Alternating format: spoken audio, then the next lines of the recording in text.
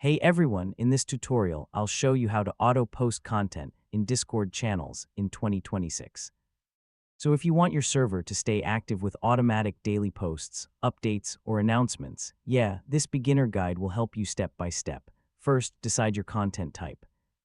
So it can be daily tips, quotes, announcements, news updates, or server promotions. Next, organize your server.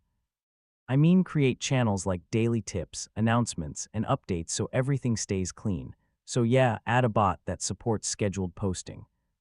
Bots can automatically send messages without you being online. Now set your posting schedule. You can choose hourly, daily, or weekly automatic posts depending on your content plan. So upload your messages, links, or images into the bot system. These will be automatically posted in your selected channels. Next, you can connect AI tools to generate and post content automatically. This helps you keep your server active without manual work. Now test everything. So check if posts are going into the correct channels at the right time. Finally, improve your system by adjusting timing, content quality, and posting frequency. This keeps your server more engaging. And that's how to auto-post content in Discord channels in 2026.